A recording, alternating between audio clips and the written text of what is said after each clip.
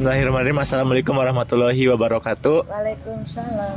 Selamat siang rekan-rekan semua dan para pemirsa. Pada kesempatan kali ini Bincang Fokus pada episode selanjutnya kita kedatangan tamu istimewa yaitu Bu Tina. Halo Ibu. Halo, selamat siang semuanya. Selamat ya. siang. Assalamualaikum. Waalaikumsalam. Kamera ini sana Ibu. Nah, jadi teman-teman semua ya dan para pemirsa, kali ini kita kedatangan Bu Tina dari kita pun syutingnya kebetulan lagi di kampus Unpad nih, Unpad Jatinangor. Dan kebetulan di salah satu kantin yang keren banget. Nah, penasaran kan nanti kedepannya kita akan ngobrol-ngobrol apa nih sama Bu Tina? Yang pasti ngobrol-ngobrol tentang fokus dan pendidikan di Sukabumi. Stay tune. Balik kita langsung ke kontennya. Mungkin pertanyaan pertama, kita kan mungkin masih ada nih Bu yang belum kenal sama Ibu Tina, yang mana seperti yang mana kita katakan Ibu sebagai dosen juga. Nah, boleh Bu kenalan lagi mengenai Ibu gitu. Terima Silakan. kasih. Nama saya Tina Silvana Rahmawati. Saya lahir di Cirebon, tetapi orang tua saya, ayah saya asli Sukabumi, ibu saya asli Cirebon. Dari SD, SMP, SMA saya di Sukabumi, makanya betul-betul warga Sukabumi ya.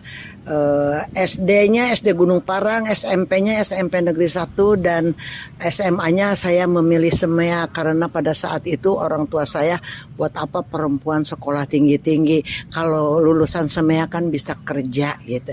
Tetapi motivasi di diri saya tidak seperti itu. Kemudian orang tua saya juga bilang perempuan itu tidak punya otot, harus punya otak. Kalau terjadi sesuatu pada saat ada di keluarga, di rumah tangga kamu, ditinggalkan suami karena meninggal atau apapun, kamu masih punya otak, kamu masih bisa memberi nafkah, memberi biaya pada anak-anak, karena kamu tidak bisa kuli manggul. Nah, kalau lelaki mah boga otot, jadi boleh bisa kuli manggul. Jadi prinsip orang tua saya, anak-anak perempuannya tuh semua harus jadi sarjana pada saat itu. Jadi saya leburkan apa yang ada di benak ibu saya pada saat itu. Begitu lulus Semea bisa langsung kerja. Ternyata karena saya punya motivasi bahwa saya dari awal pun ingin menjadi pendidik. Ya, kenapa harus menjadi pendidik? Awal mulanya saya selalu dibawa oleh guru saya. Waktu SD, waktu SMP Pak Wari itu guru bahasa Inggris. Kemudian waktu Semea Pak Baihaki selalu mengatakan gini, kamu teh hobi baca sih? Daek teh baca gratis, nggak usah nggak usah meminjam buku tuh 1 minggu. Bantuan yuk di perpustakaan. Jadi saya dari SD, SMP, SMA sudah interested dengan yang namanya perpustakaan. Karena saya merasa pada saat itu saya boleh membaca buku lebih dari 2, boleh dibawa ke rumah. Sebelum saya kasih nama, sebelum saya pinjamkan kepada siswa-siswa SMP atau SMA tersebut. Jadi saya udah baca duluan gitu.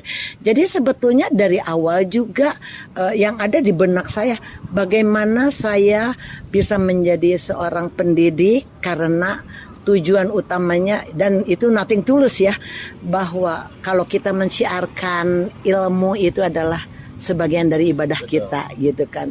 Nah itu sehingga saya ambil kuliah S1 di IKIP, pada saat itu IKIP namanya. Dan yang saya ambil adalah Library Science, ilmu perpustakaan.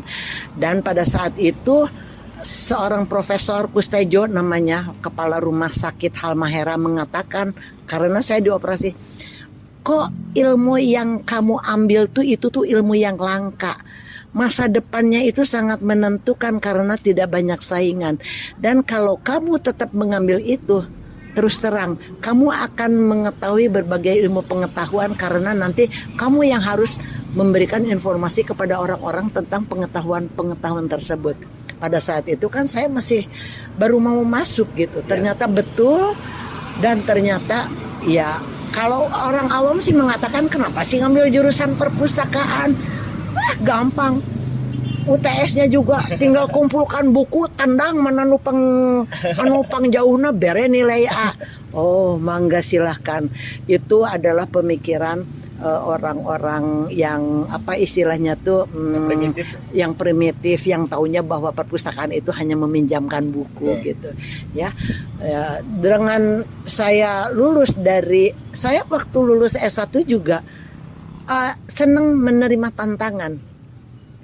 Pada saat tahun 79 saya menelitinya tuh tentang microfilm dan microfiche. Bagaimana yang namanya informasi dalam bentuk manual dipindahkan ke digital pada saat itu. Pembimbing saya itu baru pulang dari Amerika.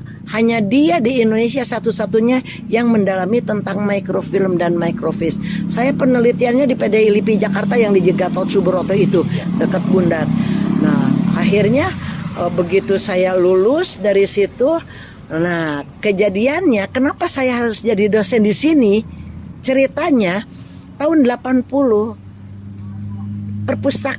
jurusan perpustakaan di IKIP itu oleh Menteri Daud Yusuf, Menteri Pendidikan pada saat itu Daud Yusuf. Perpustakaan itu, jurusan perpustakaan tidak boleh ada di IKIP karena IKIP itu identik dengan guru. Sedangkan lulusan perpustakaan itu dia bisa mengelola, bisa memimpin perpustakaan dari berbagai jenis. Jadi bukan hanya perpustakaan sekolah saja. Pindahkan. Pada saat itu ada dua universitas yang mau menerima kami, ITB dan Unpad. Ya, pada saat itu rektornya Pak Maman mengatakan, "Alah, ITB mah loba teuing teknologinya." Pada saat itu kan tidak memikirkan bahwa informasi itu bisa di-package, dikemas dalam bentuk teknologi gitu kan. Mangga-mangga di Unpad we, kata Pak Maman. Bagus nama di Vkom karena yang namanya informasi itu harus dikomunikasikan. Akhirnya tahun 85 saya pengajar pertama di Vkom untuk membuka jurusan ilmu perpustakaan. Ternyata nyaman menjadi dosen itu. Selain kita selalu menggali ilmu, kita selalu belajar sehingga kita tidak akan pikun. Dan apa yang membuat saya suka? Setiap tahun itu saya harus bertemu dengan muka yang berbeda-beda dan tidak monoton di belakang meja. Pada saat itu kan saya bingung, IPTN kah atau jadi dosen? Saya ambil jadi dosen karena apa? Saya hobi baca, dengan banyak membaca wawasan kita semakin luas gitu kan. Kemudian nanti saya jadi ibu rumah tangga. Kalau di IPTN itu fingerprint itu jam 7:30 sudah bunyi, jam 4 sore baru bunyi. Kapan saya mau ngurus rumah tangganya? Akhirnya pada saat itu tidak terlalu sulit seperti sekarang untuk menjadi dosen. Kami dari Vkom itu dari IKIP itu berlima pendiri jurusan ilmu perpustakaan. Nah, jadi tahun 85 sudah ngajar, ternyata nyaman, kita bertemu dengan mahasiswa setiap tahun berbeda, ilmu kita bertambah, wawasan kita bertambah, dan satu lagi utamanya, kan di dalam agama kita juga mensyiarkan ilmu itu adalah sebagian dari ibadah gitu kan. Ya akhirnya saya ambil, dan kemudian ada persyaratan, dosen harus S2. Tahun 94 saya ambil S2 ya. Nah, kemudian vakum dulu karena anak saya yang 3 itu harus saya dahulukan jadi mahasiswa semua. Begitu sudah jadi mahasiswa, sudah lulus, tinggal si bungsu yang belum lulus, saya tahun 2003 ambil doktor ya. Nah, ambil doktor di bidang komunikasi. Tetapi apa? Home base saya adalah perpustakaan. Jadi yang saya gali spesialisasinya tuh apa? Komunikasi, tetapi dikaitkan dengan yang namanya perpustakaan itu tuh sebagai sumber informasi. How to manage information, how to package information, itu ilmunya ada di kami gitu. Jadi apa istilahnya tuh guru besar yang diajukannya juga bukan ilmu perpustakaan, tapi jadi ilmu komunikasi gitu. Ya, guru besar untuk profesornya juga jadi ilmu komunikasi, whatever lah untuk itu. Karena untuk saya itu semuanya juga atas ridho Allah gitu ya. Jadi saya itu menikmati. Tetapi saya katakan saya bukan pengajar. Kalau pengajar itu kita kan hanya mentransfer yang ilmunya yang kita lebih tahu duluan daripada mahasiswa, kemudian kita transfer ke mahasiswa. Saya katakan saya bukan pengajar, tetapi saya pendidik.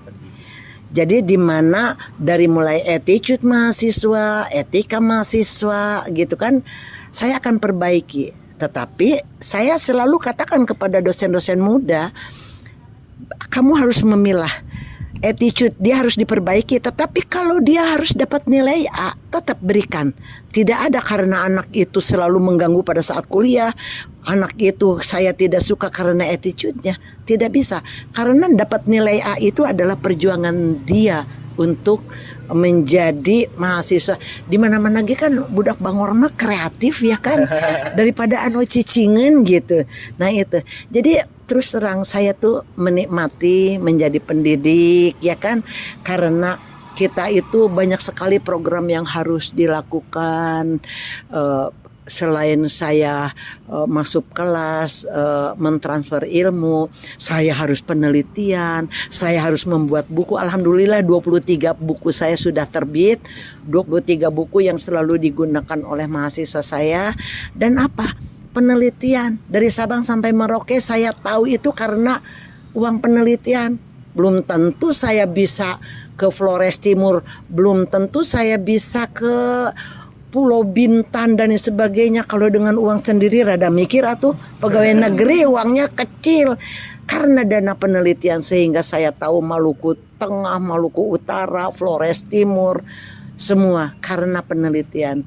Nah penelitian itu juga berkaitannya mau tidak mau dengan literasi informasi, dengan komunikasi kesehatan, dengan komunikasi media. Seperti itu loh Mas, ya.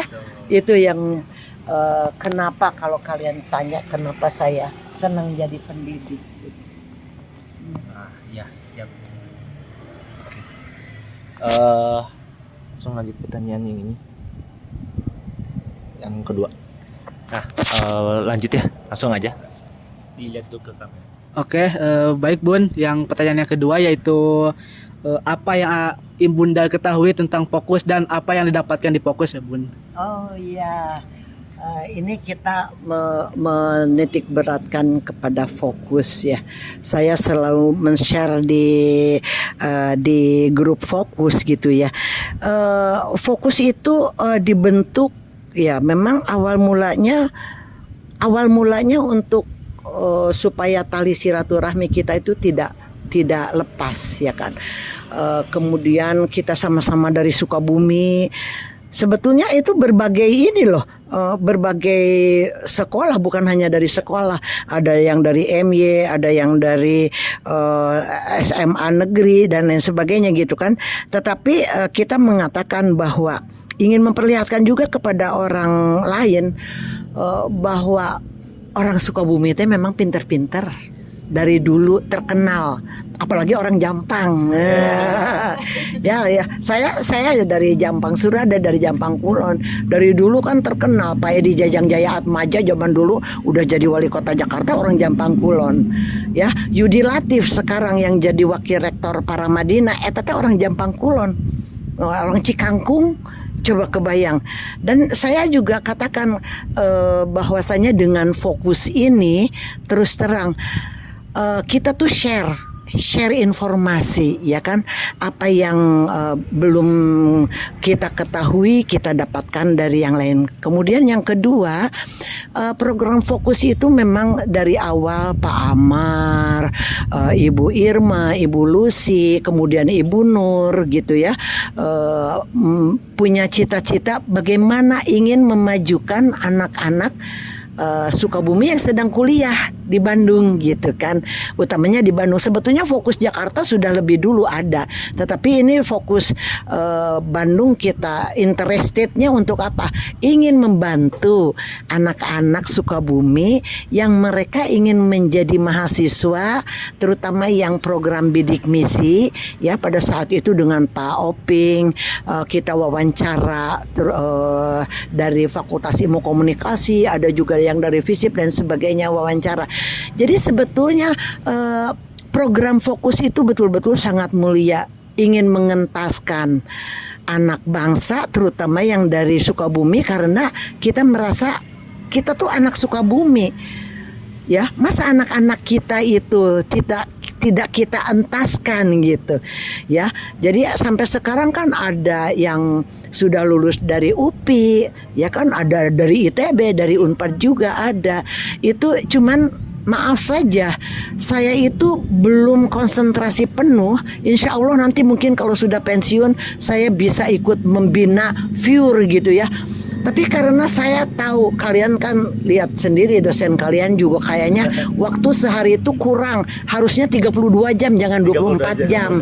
Karena waktu itu selalu kurang. Jadi maaf sekali untuk rekan-rekan yang di grup Fokus, bahwa saya itu belum prima gitu membantu program-program Fokus, tetapi saya sangat mendorong ya, dan bismillah mudah-mudahan donaturnya juga lebih banyak, kemudian mahasiswa yang apa istilahnya tuh diraih oleh kita, bisa dibiayai oleh kita, itu juga bisa lebih banyak gitu ya.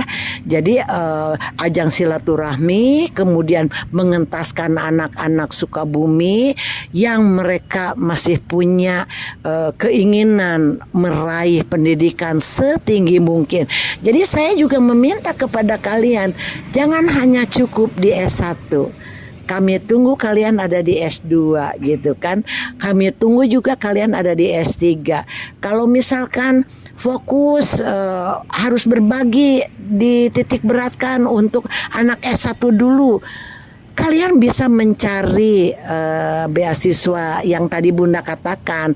Ada Yayasan Damandiri, ada Yayasan Habibi, ada Yayasan Sampurna, dan juga ada dari BI, insya Allah. Dan satu lagi untuk Fokus juga untuk memberitahu kepada pembina Fokus bahwasanya kalau yang bidik misi sih udah karuan ya. Jadi biaya sekolah dan sebagainya. Ini untuk mahasiswa yang lain. Jika Unpad itu membuka layanan umum. Jadi bahwa penghasilan orang tua, kemudian background orang tua dan sebagainya. Insya Allah saya sudah membantu 3 orang yang tadinya satu semester 6,5 juta, saya bantu di layanan umum dan sebagainya. Saya katakan saya jaminannya dari 6,5 juta jadi akhirnya satu semester cuma 2,5 juta. Jadi berbagai upaya bisa dilakukan. Oke, dari Unpad mungkin saya yang bisa mengupayakan, dari di UPI bisa Ibu Nur ya kan, yang di ITB bisa Pak Oping. Jadi berbagai macam lah, kalau bukan yang bidik misi ternyata keterima di Unpad dan sebagainya. Layanan umum terbuka untuk mahasiswa yang masuk. Untuk menggunakan asrama juga cuman satu, di luar Bandung. Kemudian IPK harus lebih dari 3,25. Boleh itu menempati asrama putra atau asrama putri. Gitu sayang ya. Bun, pertanyaan selanjutnya, menurut Bunda apa yang sebaiknya dilakukan oleh mahasiswa asal Sukabumi untuk Sukabumi gitu?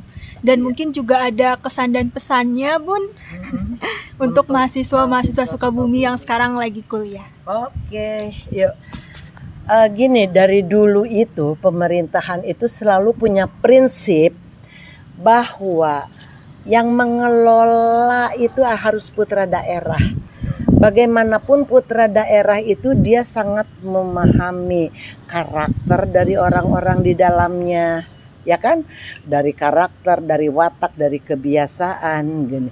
Kemudian kalian lebih baik begini, kalian menggali ilmu itu untuk apa? Lebih baik untuk memajukan kota kelahiran kita sendiri.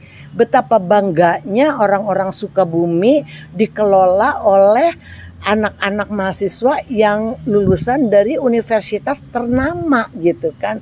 Jadi apa yang kalian sudah dapatkan, ilmu-ilmu yang sudah didapatkan selama kalian mengambil menggali ilmu, kemudian wawasan, menggali pengalaman, ya pengetahuan dan sebagainya, lebih baik terapkan.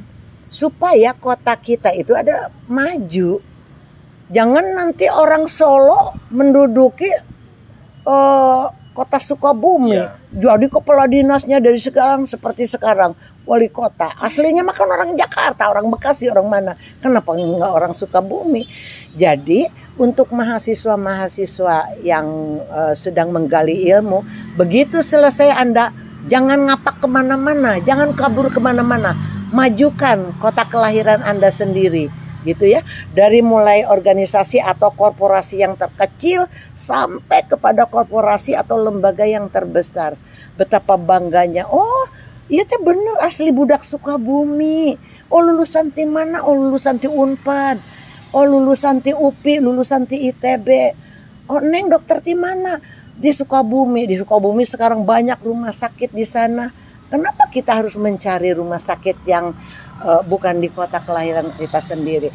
Jadi pada dasarnya bahwa putra daerah mereka dikuliahkan, disuruh ambil ilmu setinggi mungkin oleh orang tuanya, itu adalah mengkaderkan, di mana nanti apa istilahnya tuh para pejabat, para pemangku ya, kebijakan stakeholder yang ada di Sukabumi itu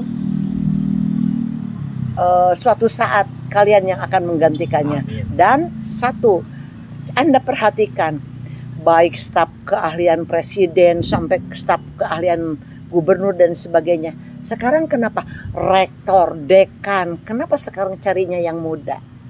Ya. Pertama, jangka waktu bekerjanya lebih banyak, lebih lama, kreativitasnya, inovasinya, motivasinya. Anak muda kan lebih istilahnya tuh ke depan dia bisa memikirkan program apa yang harus dikembangkan di tanah kelahiran kita ini. Sebetulnya kalau saya awalnya UMI ya, Universitas Muhammadiyah sudah ada di Sukabumi, kayaknya begitu saya lulus dulu akan mengajar di Sukabumi ya gitu kan. Cuman karena pada saat saya sudah lulus S1 saya menginginkan menjadi seorang pendidik universitas adanya di Bandung, ya akhirnya saya itu. Tetapi insya Allah saya sudah punya niat, kalau saya sudah pensiun dari Unpad, saya akan membantu mengajar di universitas yang ada di Sukabumi. Bagaimanapun tanah kelahiran kita itu, siapa lagi yang bukan membanggakan? Yang harus dibanggakan adalah oleh kita sendiri, bukan oleh orang lain gitu kan. Dan satu saja, kalian gali ilmu sebanyak mungkin. Begitu lulus bukan hanya siap tahu, tetapi harus siap pakai. Nah, siap pakai itu bukan hanya keilmuannya saja. Bagaimana Anda bisa beradaptasi dengan orang-orang pada saat di komunitas kerja. Ingat, korporasi, organisasi atau lembaga itu kan punya budaya sendiri, punya perilaku sendiri, punya iklim sendiri. Nah, bagaimana ya tiga komponen ini kita bisa beradaptasi dengan mereka.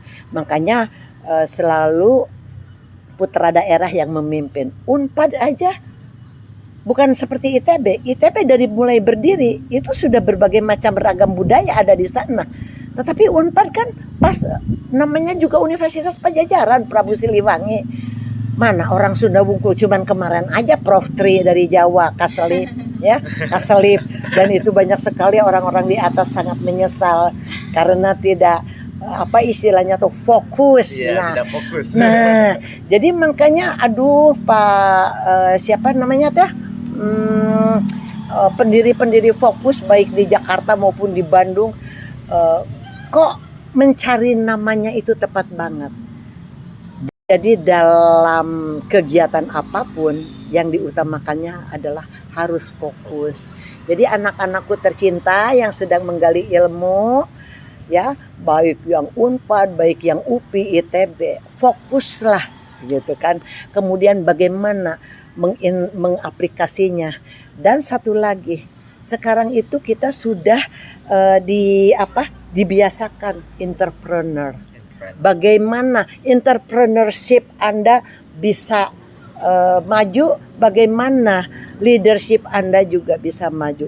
Jadi pada saat kalian kuliah itu bukan monoton menggali keilmuannya saja, tetapi bagaimana ilmu itu bisa diterapkan, diaplikasikan untuk kehidupan sehari-hari, bermasyarakat, bersosial, karena negara kita kan sistem sosialnya sangat tinggi sekali, beda lagi dengan luar negeri. Jadi alhamdulillah, terima kasih yang memberi nama awal fokus. Betul semuanya itu harus fokus. Kalau kita tidak fokus ya istilahnya tidak maksimal apa yang akan kita dapatkan, ya. Output yang kita dapatkan itu tidak akan maksimal karena apa? Tidak fokus. Gitu ya sayang ya. Oke, terima kasih. Baik Ibu, terima kasih banyak atas pesannya dan sharing-sharing ngobrol-ngobrolnya. Sangat menarik dan banyak insight buat kita semua, Iya. bagi saya dan bagi Zulfa pun. Nah, buat teman-teman Zulfa, buat teman-teman yang ada di rumah dan para hadirin, cukup sekian bincang fokus kita pada episode kali ini dengan Bu Tine. Mudah-mudahan apa yang disampaikan Ibu Tine dapat bermanfaat bagi kita semua. Ibu Tino udah 39 tahun di Unpad. Udah 39 tahun. Ngajar di Unpad itu Waduh. sudah 39 tahun. Jadi makan asam garamnya Unpad itu sudah di apa istilahnya tuh dirasakan. Usia saya udah 66 tahun. Dari gaji saya mulai 88.000 nih di Unpad. Ya itu. Tapi suka dukanya itu semua menjadi pembelajaran. Namanya belajar itu tidak mengenal usia. Ya. Kita tidak akan belajar lagi di mana kita sudah bersatu dengan sang holik, itu aja.